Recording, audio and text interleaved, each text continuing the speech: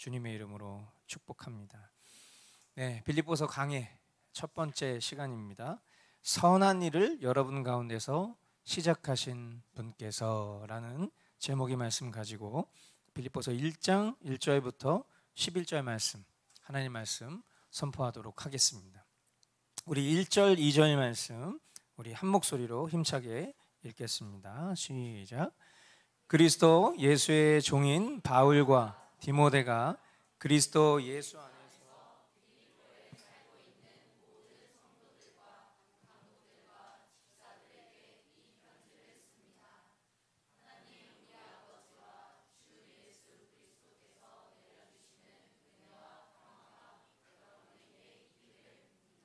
아멘. 자, 이 말씀에 서두에 등장하는 표현이죠. 그리스도 예수의 종.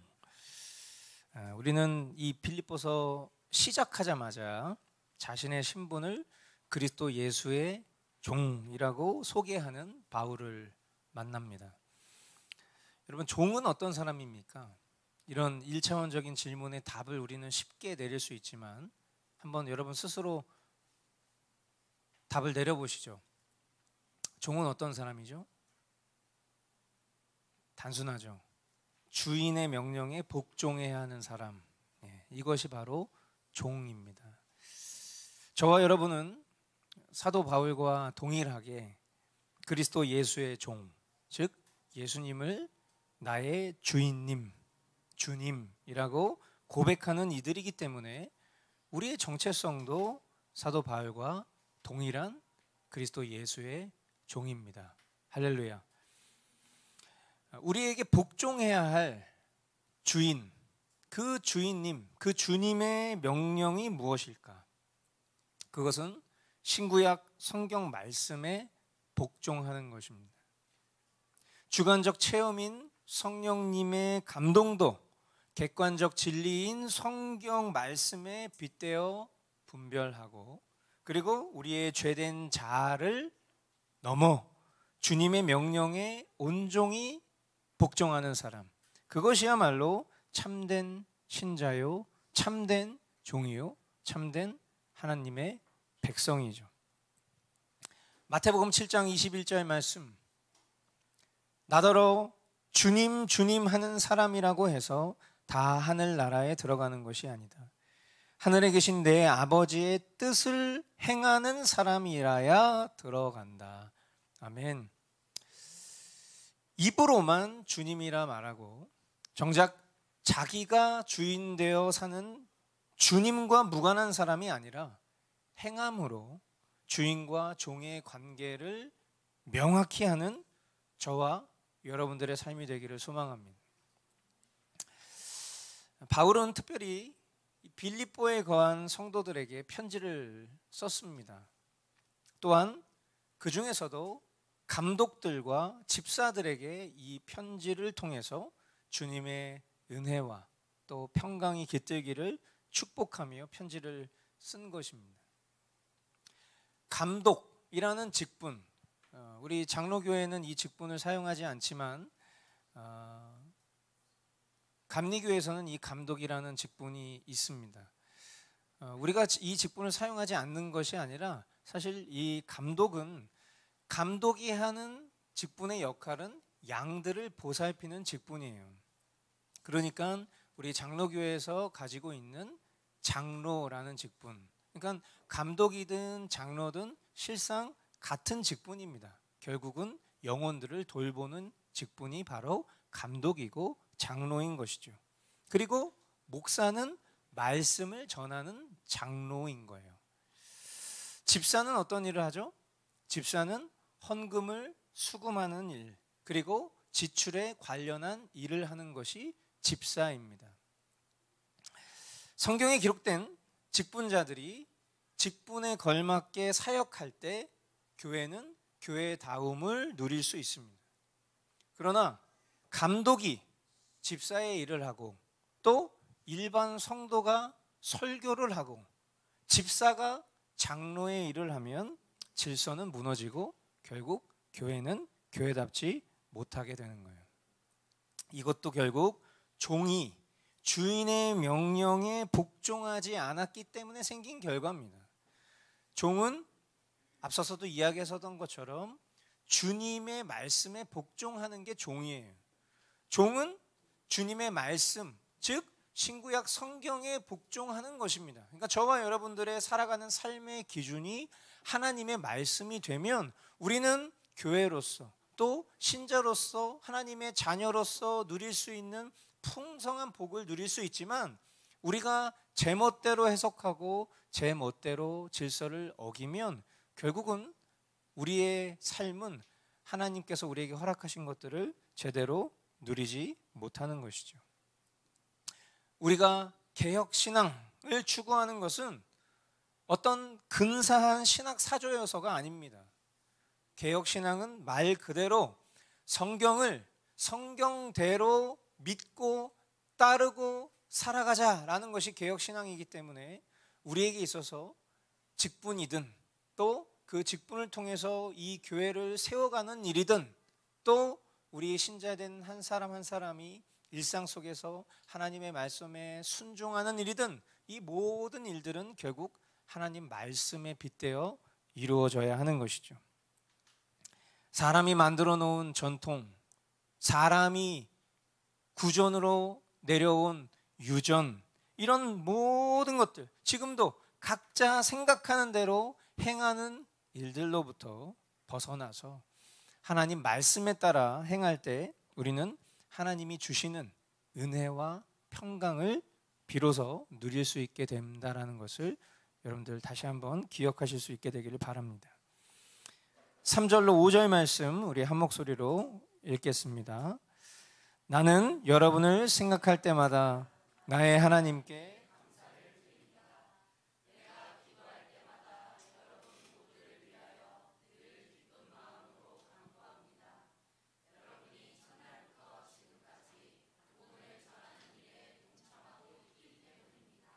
아멘.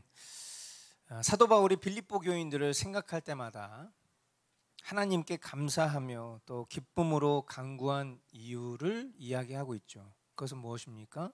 그들이 첫날부터 지금까지 복음을 전하는 일에 동참하고 있기 때문이다. 그렇게 명확한 그 이유를 설명합니다. 사도 바울이 빌립보에 복음을 전한 첫날부터, 그리고 지금 로마 감옥에서 이 빌립보 교인들에게 편지를 쓰는 당시까지 주후 50년경부터 주 61년까지 약 11년 동안 빌립보 교회는 날마다 복음을 생명으로 믿고 따르며 그것을 전하는 삶을 살았다라고 평가하고 있는 것입니다. 이 말씀을 우리 교회를 향한 주님의 격려와 축복으로 받기를 원합니다. 아멘. 믿음의 동역자들이 우리 머스트 교회를 바라봤을 때, 여러분, 제가 여러분들에게 보내는 기도 편지, 그것을 여러분들이 주변에 있는 여러분들의 믿음의 동역자들에게 나누는 그 과정들, 그 기도 편지에 보시면 여러분들 우리 교우들이 아니라 우리 주변에 있는 분들이 우리 교회를 축복하는 댓글들을 다시는 걸 관심 있는 분들은 보셨을 겁니다. 여러분, 어떤 한 분이 저에게 그러시더라고요. 여러분, 목사님 교회 성도분들 참 대단하신 것 같아요. 그래서 왜요? 그랬더니 목사님 주신 그 기도 편지에 봤더니 성도님들이 정말 그 아름다운 기도문들을 거기에 댓글로 남겨놓으셨더라고요. 이렇게 얘기하시길래 그거 우리 교회 성도분들이 아니라 우리 주변에 계신 분들이 우리 교회의 그 기도 편지를 보고 함께 기도해 주시는 격려글들이에요. 이렇게 얘기했더니 또 한 번 놀라시는 거예요. 아니, 어떻게 머스트 교회 성도가 아닌 분들이 남의 교회 일에 그렇게 적극적으로 기도하고 동참하시는 경우가 어디 있습니까? 너무 놀라운 일인데요. 그렇게 얘기하는 걸 저에게 하시면서 제가 한 번 더 그런 생각을 해본 거예요. 여러분, 우리가 교제하는 사람들 가운데에는 성도인 분도 있고 불신자인 분들도 있을 거예요.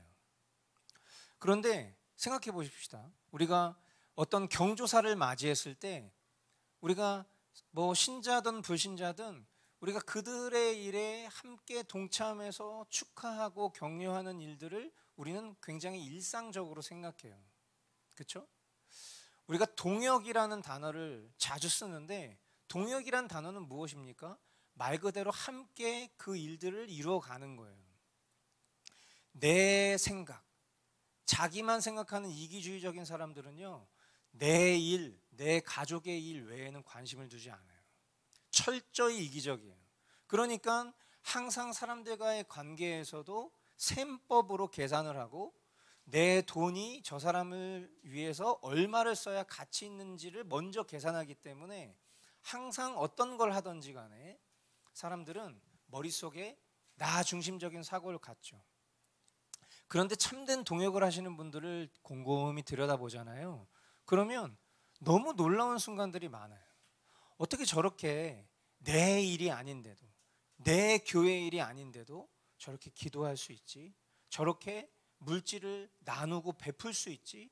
저렇게 공력을 쏟을 수 있지? 라는 생각을 할 때마다 절로 고개가 숙여집니다. 만약에 우리가 가족이라고 생각한다면 우리 교회의 가족, 우리는 다 주님 안에서 한 가족이고 식구인데 주님이 특별히 머스트 교회라는 교회에 우리를 한 가족으로 묶어주신 거예요. 그러니까 지금 우리가 예배당을 세워가는 이 공사의 일은 쉽게 얘기하면 우리가 살 집을 짓고 있는 일이죠.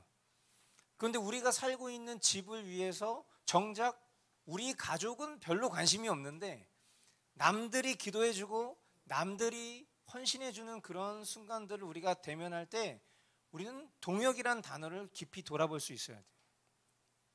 나는 과연 하나님 앞에서 어떤 마음과 어떤 태도를 가지고 살아가고 있는지, 그냥 단순히 누군가가 베풀어주는 그런 환대와 좋은 일들을 그냥 마냥 좋은 것으로 받고 좋은 게 좋은 거니까 라고 생각하는 마음의 태도는요, 여러분 우리가 절대로 은혜 입은 죄인된 태도가 될 수가 없어요. 하나님의 은혜를 아는 사람은 이처럼 감사할 수 있어야 되고 또한 베풀 수 있어야 되고 희생과 포기와 가난과 고난도 기꺼이 감당할 수 있어야 하는 것을 저와 여러분들은 이미 배웠습니다.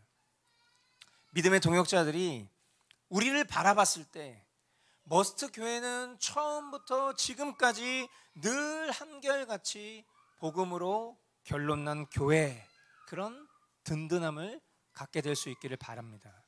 아멘. 그리고 이것은 누구보다도 우리 주님이 저와 여러분들을 바라보시는, 평가하시는 기준이 되기를 소망하는 것입니다.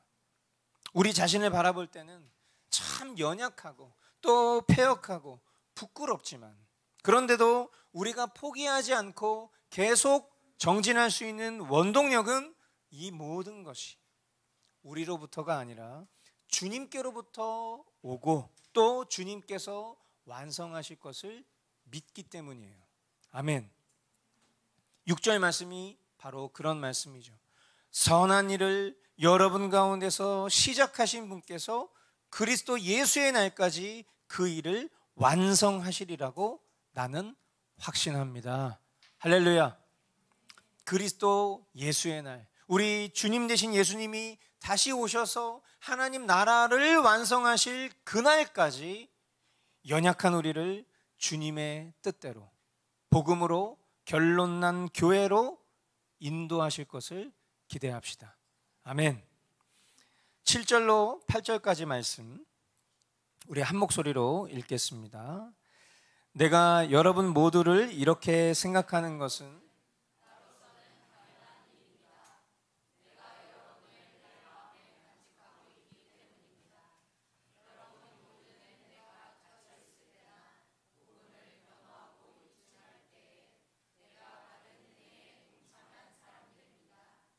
내가 그리스도 예수의 심정으로 여러분 모두를 얼마나 그리워하고 있는지는 하나님께서 증언하여 주십니다. 아멘.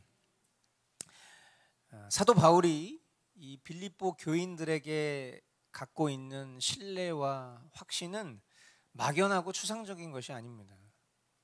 믿음의 실제가 관념이 아닌 행함의 실제로 입증되는 것처럼 빌립보 교회는 사도 바울이 감옥에 갇혀 무능해 보일 때든지 또는 힘있게 복음을 전하며 사람들에게 존경받을 때에도 동일하게 그가 전하는 복음을 신뢰하고 후원하면서 그 복음을 사는 실제를 보여준 성도들이에요.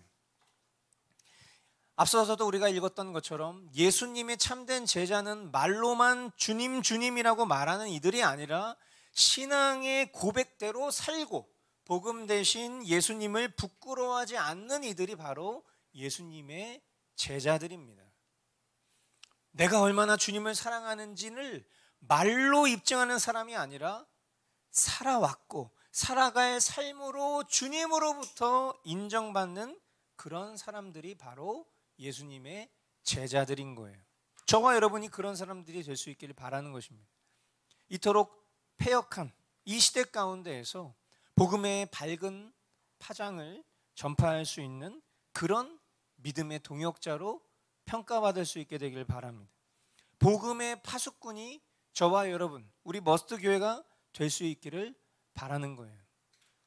저는 이 사도 바울이 빌립보 교인들을 생각하는 그 마음을 떠올릴 때마다 우리가 매주 수요일 예배 때마다 기도하는 우리 믿음의 동역자들을 생각해 봅니다.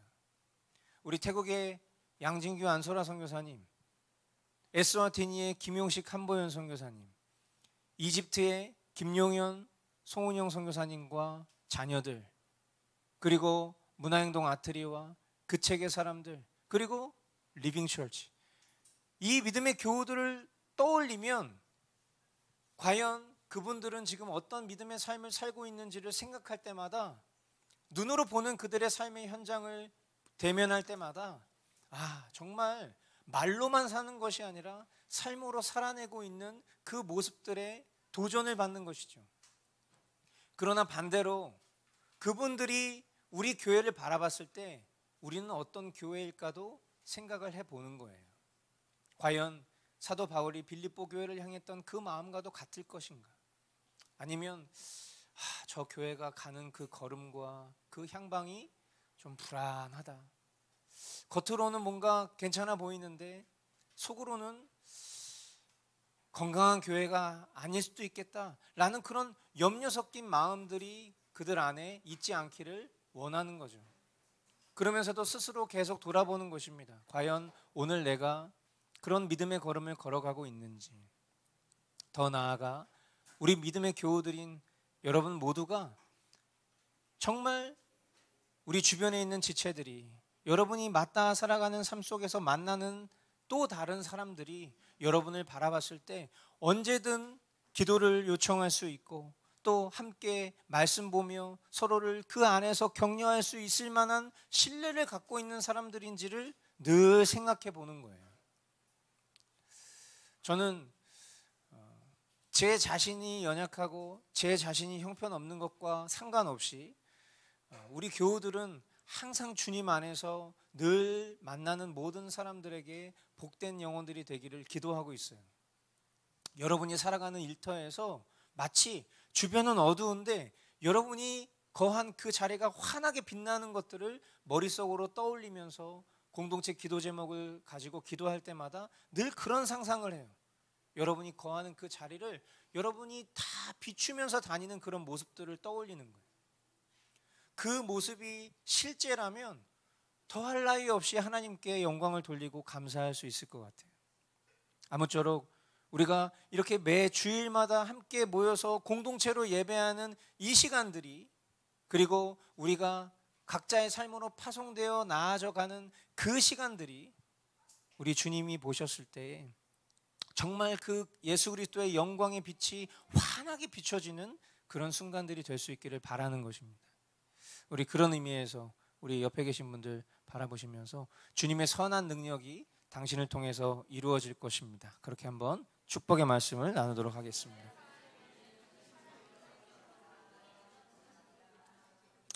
아멘이시죠? 예, 정말 여러분, 우리가 여기서 이렇게 믿음으로 선포하고 고백하고 말씀을 듣고 찔림을 받고 도전을 받았는데 정작 이 예배당 문 밖을 벗어나는 순간부터 그냥 똑같은 매너리즘과 똑같은 삶을 똑같이 살아가는 그런 우둔한 일이 우리의 삶 가운데 있어서는 안 될 것입니다. 아멘. 단 한 절이라도 우리의 삶을 통해서 그 말씀이 실제가 될 수 있기를 다시 한번 주님의 이름으로 축복합니다. 9절부터 11절까지 말씀 함께 읽겠습니다. 내가 기도하는 것은 여러분의 사랑이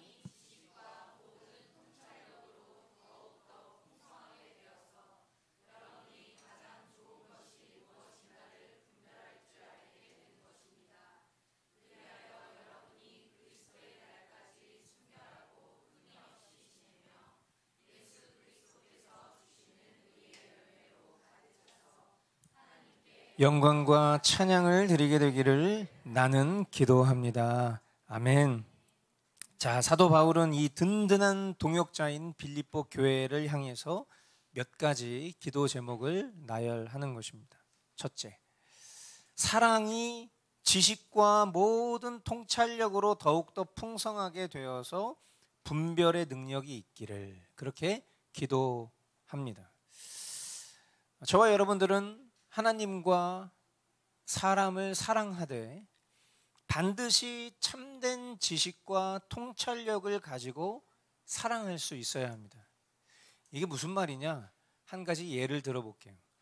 세상은 다양한 성적 취향을 가진 우리 이웃을 사랑해야 한다, 그렇게 이야기를 합니다. 그렇기 때문에 우리 주변에 조금 다른 성적 취향을 가진 이웃들의 권리와 요구를 수용하는 것이 사랑이다, 그렇게 말을 해요. 어디가요? 세상이. 그래서 그것을 법적으로 만든 것이 차별금지법입니다.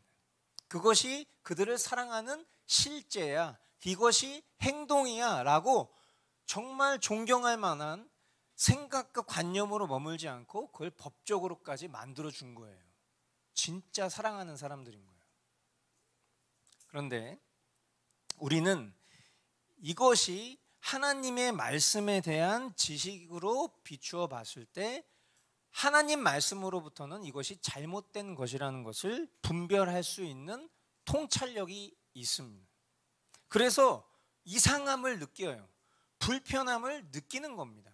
하나님 말씀으로부터 잘못됐다는 것을 알기 때문에. 그런데 이런 법을 통과시키려고 하는 정치인이나 정당에 대해서는 그럴 수 있어 생각하고요, 심지어 지지하기도 해요. 이상한 일이죠. 그 진리에 왜곡된 행동들은 잘못됐다라고 생각하는데 그것을 지지하고 추진하려는 사람들을 우리는 그럴 수 있다라고 생각을 한다는 거예요. 되게 이상한 일이에요. 더 나아가 진리와 상관없는 다른 방식의 사랑에 대한 합의점을 스스로 찾아주려는 노력까지도 합니다. 그래서 이 모든 과정들이 잘못됐다라는 것은 알지만, 그렇지만 그렇게 살 수는 없기 때문에 이런 부분에서 내가 조금 더 이해하려고 하는 나만의 논리와 나만의 그럴싸한 대답을 스스로가 내리는 거예요. 이것을 뭐라고 말하냐면 세속화라고 하는 거예요. 진리에 머물지 않고 그 진리를 세상의 관점에 발맞추어서 변형시키는 것, 이것이 세속화예요.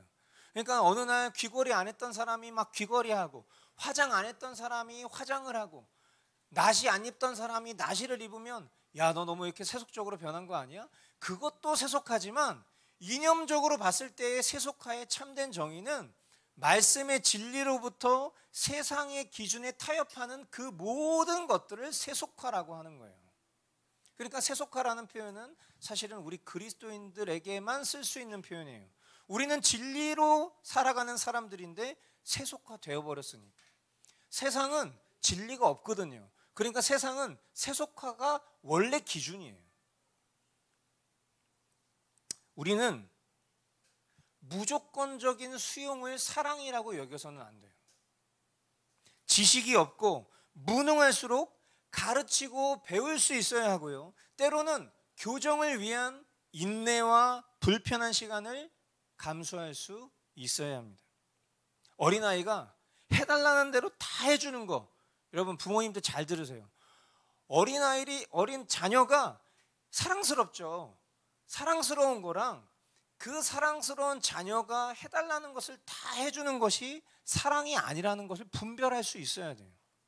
해야 할 것을 아낌없이 베풀지만 하지 말아야 할 행동을 하면 그것을 훈계하고, 그리고 그것이 그 아이의 체질이 될 때까지 인내하도록 도와주는 것, 그게 바로 사랑인 것입니다.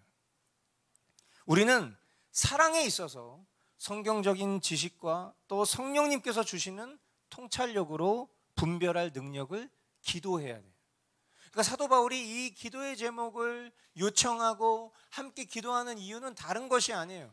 11년이라는 시간 동안 이 빌립보 교회는 진리 위에서 그 진리를 잘 보수하고 복음으로 날마다 살아가는 교회였기 때문에 이 감옥 속에 갇혀있는 사도 바울 입장에서는 누구보다도 가장 든든한 후견인이자 누구보다도 가장 기도를 아끼지 않는, 그리고 기도의 제목을 요청할 수 있는 그런 신뢰를 가진 사람들이었거든요.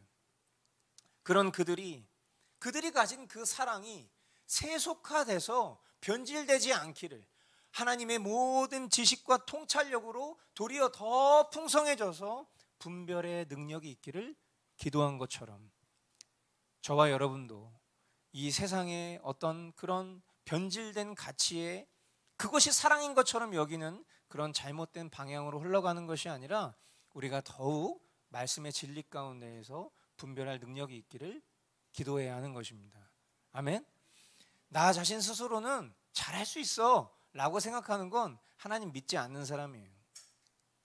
분별할 수 있기를, 악으로부터 유혹받지 않기를, 우리가 세상의 지식을 진리로 받아들이지 않기를 분별할 수 있도록 기도하는 그런 겸손이 저와 여러분들을 진리 가운데 보수할 수 있도록 인도해 주실 것이라는 것입니다. 아멘. 두 번째 기도 제목은 뭡니까? 예수님 다시 오시는 날까지 순결하고 흠이 없기를 기도했습니다. 이 두 번째 기도 제목은 앞선 기도 제목의 응답과도 같은 것이죠. 그러니까 바른 지식 가운데에서 인내하면서 참된 사랑을 지키고자 기도했었던 사람들이 결국 세속화되지 않고 진리 가운데 머물고 순결한 사람들이 되는 거예요. 사랑하는 딸이 하나님의 사람을 만날 때까지 순결을 잃지 않고 살아가는 것이 순결한 삶이고, 그것이 성경의 가르침이다라고 가르쳐 주는 것이 주님을 섬기는 종된 성도의 교육인 것이죠. 하지만 세상은 이제 더 이상 그것을 가르치지 않습니다. 순결이라는 단어는 비웃음과 조롱의 대상이 되었고요. 그리고 불가능한 일이다 라고 말하는 것이 세상이에요. 그래서 세상 교육은요, 순결을 더 이상 가르치지 않습니다. 세상의 교육은 피임법을 가르치죠. 어려도 얘도 사람이니까, 얘도 인권이 있으니까, 얘도 즐길 권리가 있으니까 대신 책임지지 못할 결과만 막아주자 라는 식의 논리가 지금 이 세상의 성교육이에요. 진짜 문제는 뭡니까? 세상이 아닌 세상과 구별된 성도도 이 교육의 장으로 자녀들을 보내고 있다는 거예요. 그리고 더 나아가서 그 가르침을 어쩔 수 없는 거잖아. 아니, 내가 지금 막는다고 해서 이 세상이 다 이런데 내가 어떻게 막아, 내 아이를? 그럼 누가 막아줘? 근데 그렇게 우리 자녀들을 그 가르침을 어쩔 수 없이 받는 그 장으로 보내주고 있는 거예요. 그리고 그 가르침을 스스로 계속 생각하면 불편하잖아요. 그러니까 어떻게 하죠? 아까 이야기했었던 것처럼 고개를 끄덕이며 수용할 수 있는 나름의 근거를 찾아서 계속 내 고개를 끄덕이기를 원한다는 거예요. 그냥 생각하고 싶지 않은 거죠. 그렇게 하면 힘드니까. 여러분, 정말 기도해야 돼요. 진정 말씀 안에서 우리가 지켜야 할 참된 진리를 살 수 있는 능력과 분별할 지혜를 통해서 우리 자녀들이, 우리 모두가 하나님 앞에 순결하고 흠없이 다시 오실 주님을 맞이할 수 있도록 기도해야 돼요. 저도 딸을 가진 부모로서, 아들을 둔 부모로서 이제 때가 되었기 때문에 자녀들에게 성교육을 시켜주고 있어요. 그런데 참 저도 어렵더라고요. 왜냐하면 지금 제가 말하는 이 성교육이 제 자신 스스로도 인식했을 때 이건 거의 7, 80년대 수준의 얘기를 하고 있는 것 같은 괴리감이 드는 거예요. 순교를 이야기할 수 있는, 제 아내 옛날 그 중학교 때인가 뭐 사진 저희 처갓집에 가서 보니까 순결 서약식을 했더라고요. 그래서 순결 반지도 막 해주고 그거를 막 부모님이 교회에서 셀레브레이션 해주는데 저는 도전을 받았어요. 우리 교회도 이걸 해야 돼. 이 웃음의 이유가 뭐죠? 불가능한 일을 가능케 한다는 웃음은 아니죠. 옛날에 신앙생활 하셨던 분들은 다 이거 하셨을 거예요. 교회에서 이런 거 해줬다고. 그래서 하나님의 사람을 만날 때까지 이 순결을 지키겠습니다. 남녀노소 불문하고 그 서약식을 교회에서 해줬단 말입니다. 그런데 지금은 교회에서조차도 이게 불가능한 일이라고 생각하니까 이런 일을 하지 않는 거예요. 그러니까 점점 교회도 세속화된 거죠. 그러니까 겉으로는 순결을 가르쳐야 되니까, 왜? 성경이 말하니까 그것을 이야기하지만 뒤에서는 피임법을 더 가르쳐 주는 것이 더 큰 사고를 막을 수 있는 길이다라고 생각하는 거죠. 그러나 우리가 이런 부분에서도 늘 진리를 보수하는 것이 개혁신앙인 거예요. 예전에 어떤 한 연예인이 방송에 나와서 순결을 강조했어요. 그랬더니 이 연예인이 여기저기 나와서 사람들에게 굉장히 많은 즐거움을 주는 그런 이미지가 돼버렸어요. 순결을 말하니까 웃긴 거야. 순결을 말하지 않는 시대에서 순결을 말하니까 막 사람들이, 그래서 막 그 사람을 막 조롱하듯이 막 하는 것이 개그의 컨셉이 돼버려서 가수가 나와서 순결을 말하는데 거의 개그맨처럼 막 활동을 하는 거였죠. 그런데 그 사람이 어떤 한 방송에 나와서 막 그런 얘기를 하니까 그 MC 중에 한 명이 그분에게 그런 질문을 하는 거예요. 아니, 그래서 당신은 순결을 지금까지 지키고 있습니까? 라고 얘기를 했더니 그분이 아니요, 하지만 저는 매일 순결을 지향합니다, 이렇게 얘기했어요. 저는 이제 그 얘기를 처음 들었을 때 그게 무슨 얘기인지 저는 한 번에 알아들을 수 있었어요. 그게 무슨 말이에요? 순결을 지키지 못했다고 해서 모든 게 끝난 것이 아닌 거예요.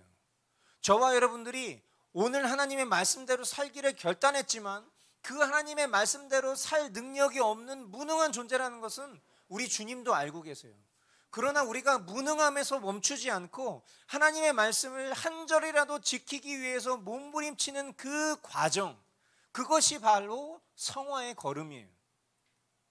내가 비록 이제껏 살면서 순결을 지키지 못한 사람이었지만 앞으로 이 진리를 깃틀로 삼는 앞으로의 삶은 순결을 지키고자 힘쓰는 삶입니다라는 얘기를 방송에 나와서 크리스찬처럼 말할 수는 없으니까 그렇게 말한 거예요. 그러니까 사람들이 그 얘기를 했더니 주변에 있는 모든 사람들이 다 이런 식의 표정을 지으면서 조롱하는 그런 방송을 본 기억이 있는데, 저와 여러분들도 마찬가지예요.